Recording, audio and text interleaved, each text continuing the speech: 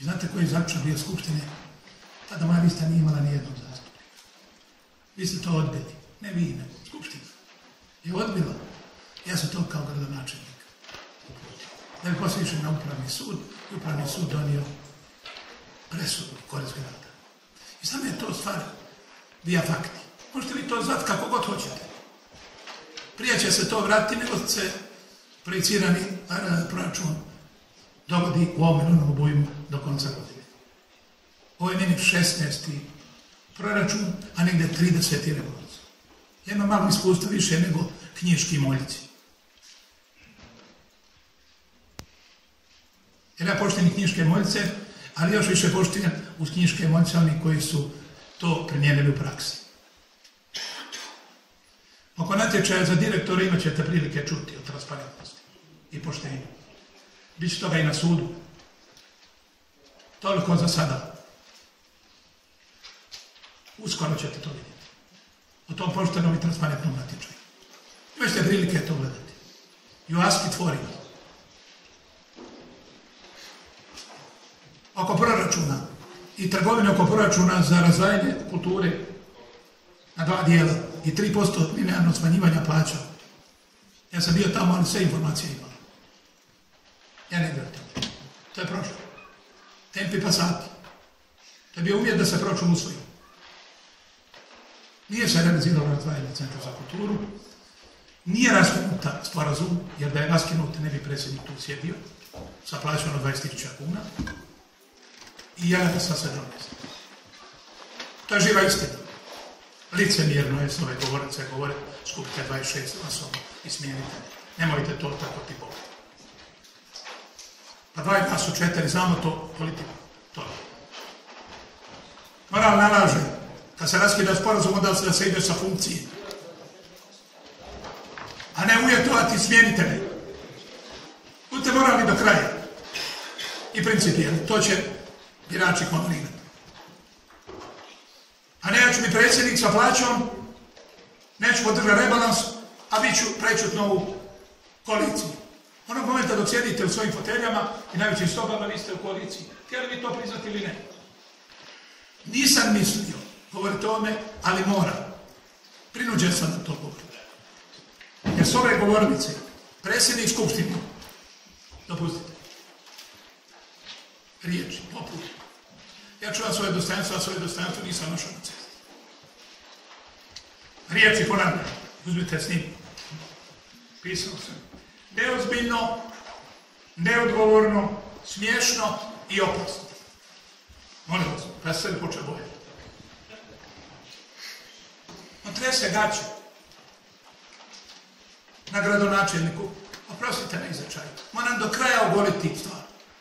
Smiješno, neodgovorno, opasno, neodgovorno, neozbiljno, smiješno i opasno. Šta se ja to predložio? Smiješno, šta neodgovorno, šta neozbiljno i šta opasno? Ništa. Uvaženom zastupniku, to predsjednik Skupštine. A njegu opasno, da sa HDZ-om neće niko trgovati. Ja nikad nisam ni trgovao, ni sam kao nikad. Na poziv predsjednika Skupštine. Mislio sam da o tome neću govoriti.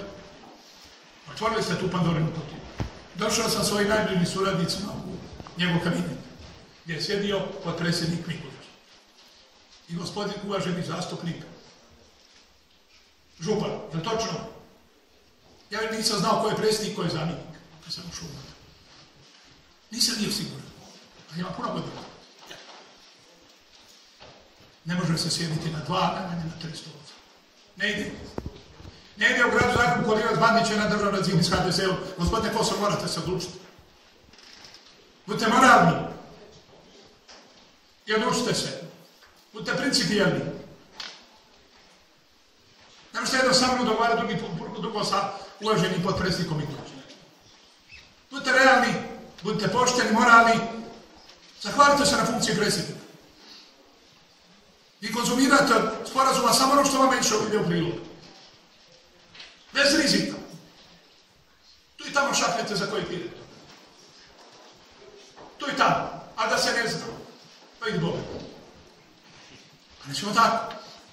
Sad ćete čuti drugačijeg Bandića. Bandić nikad nije govorio ovako otvoreno. Svoje dostojanstvo svojih suradnika, nisu prevršili mjeru, ali neozbiljno, neodgovorno, smiješno i opasno me ponukalo da kažem istinu. Recite mi jednom riječu šta je u rebalansu proračuna od te 4 karakteristike. Ništa. I još vam mogu reći sljedeće. Ja sam znao prije 2 tjedna da to neće proći i sve smo pripremili. Ja sam za ova 2 tjedna sve spremio, znajući da će danas biti negativno. Pa ima dosta utakmica od ovoga. Uvaženi zastupnik, dopustite, branitelj naš, iz HDZ-a. Zamislite ove pamflete. Molim vas. Pilićite, uvaženi zastupnik. Slušajte ovo, kanonadu. Drečeća frazeologija iz splitskog plenuma Tita bi pozavidjela Piličiću. To je u vojsci vjerojatno učio bivšo. Demagoško, populističko, politikansko. Ne znam gdje te sve epitete naučio. Šta je tu demagoško? Šta je tu politikansko i šta je tu populističko? Molim vas, ja vas nisam ni jednom momentu povrijedio. I mene vrijeđate. Ko to zaje za pravo? Osim odgoja. Nijednog argumenta. Demokratsko je pravo opoziciji da kritizira, ali nemojte ići ispod pojasa. Ne morate se slagati. Ja nikoga nisam zvao sa strane. Ništa dogovarao ni s kim. Ako sam 4 godine vozio brod u luku bez jednog zastupnika, pa sad ću to znati sa 19 zastupnika, privesti kraj, do proračuna. I sad vam navješćujem 2 rebalansa sljedeća, kojima će biti 6 kapitalnih projekata od interesa za ovaj grad i ovu zemlju. Teških 300 miliona kuna. Što sad? Pitam vas, što sad? Ima novac. 300 miliona kuna, među kojima su i fasade. I još 4 projekta. A znači ima viziju za svojih 15-16 godina. I gradonačelnik Vesel Siso. I čekao prekriženi ruku kao tele za klanje. Završava. Kada bi bio blesaviji nego što je. I dao sada vam, klubovima, da se dogovorite za 2 tjedna, odgodim rebalans, da se dogovorite da što treba napraviti u rebalansu da bi prošao. Nema šanse da to. Molim vas. Ne znam šta vi imate protiv fontana. Jer vi znate plivati. Fontane su plitke. Milan Amruš je napravio 2 fontane, Ante mi je dao šlagvort. 906. godine na Zrinjevcu. Znate koliko je Zagreb imao stanovnika? Šta mislite?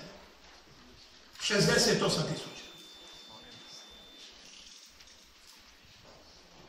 I znate kako se zovu te fontane? Amruševe fontane. A znate kako će se ove zvati? Kako se već zovu? Bandićeve fontane. I to vas boli. Ali ja vam tu ne mogu pomoći. Ja vam ne mogu tu pomoći. Trebate vi gradonačelnika da predložite i da napravite. Ali ima jedan mali problem, samo treba da se izabrati. I jedina dobit ove skupštine danas je da su ovi ljudi sve gledali. Ovo je prekrasna priča. Ovo je prekrasno. Meni se kaže na tom sastanku u sobi, od kojem nisam mislio pričati jer smo ga otvorili, kolege, kaže, mi bi željeli, mislim da je uvaženi zastupnik župan. Mi bi malo manje trebali. Kao mali zec. Zečić. Kaže, mi bi malo, pa dajte to smanjite malo manje. To je kao zeko mali, pikolo zeko. Mislim, to je smiješno. Priznajte, ili ste u zoni odgovornosti da upravlja ovim gradom, ili budete konstruktivna ili destruktivna opozicija, kako god hoće. Ali sam rekao prije 2 tjedna da će udžbenici biti, bez obzira digli vi ruku za to ili ne. Drugo, da će biti Branimir probijen do konca godine i bit će. Digli vi ruku za to ili ne. Da će biti Radnička cesta, isprojektirano sve gotovo do nove godine, da će krenuti posle nove godine. Digli vi ruku za to ili ne. da će biti udžbenici za sve, za svu djecu. Molim vas, nemojte dijeliti djecu. I da vas nešto predloži, sugerirati. Ne naučiti. Ne daj Bog da vas uči. To teška zadaća. Da ne moguća nisi. Da vam poručim nešto oko udžbenika.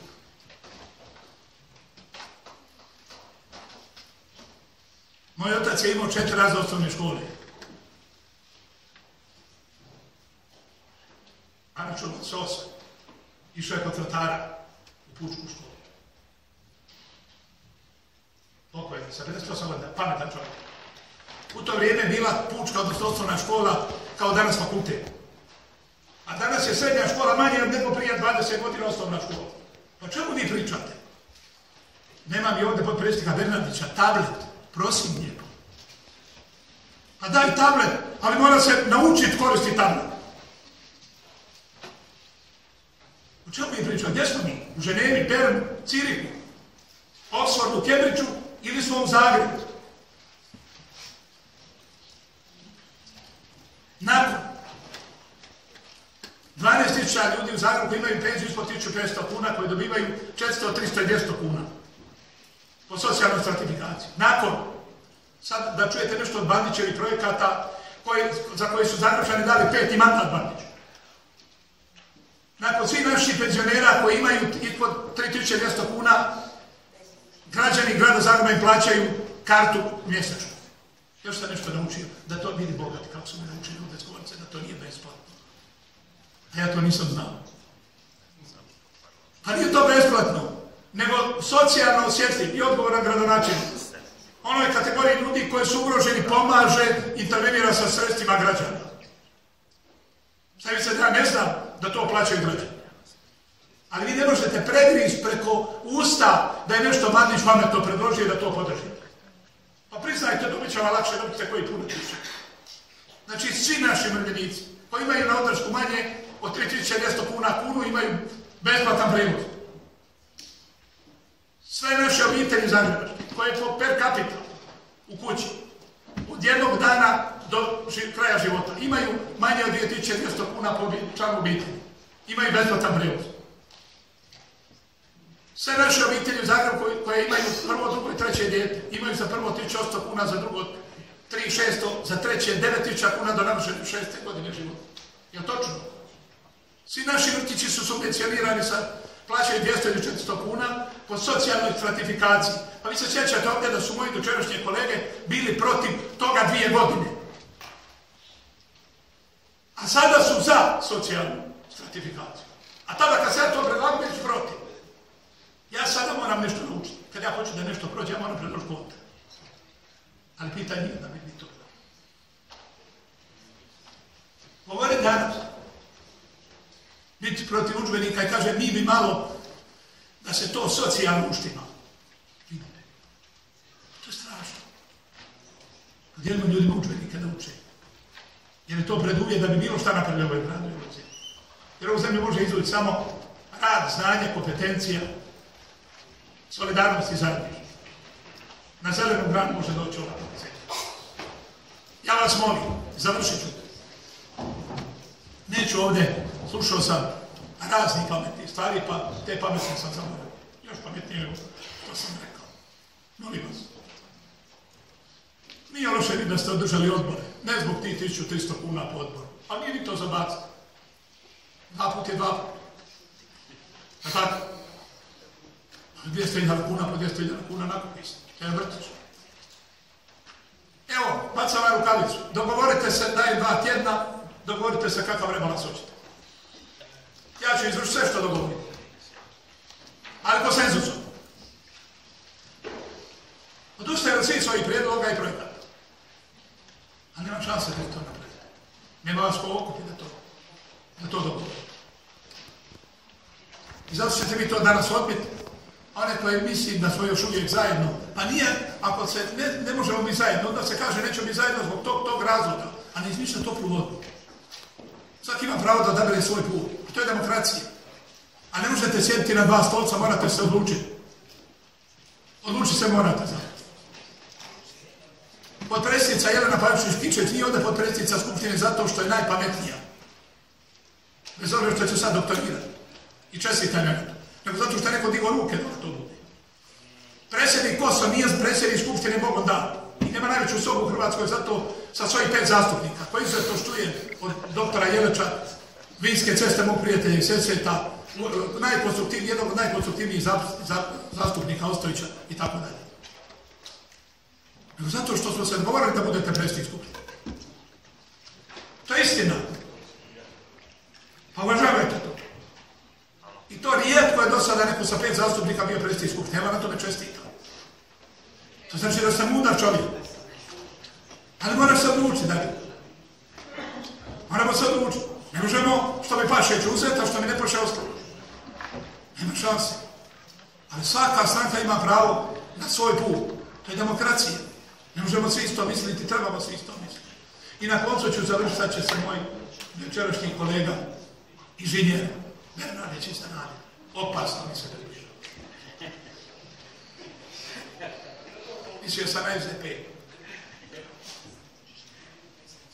Stavi nas se približavaju. Jel to dobro i loše pokazat će nije? Hvala. Imali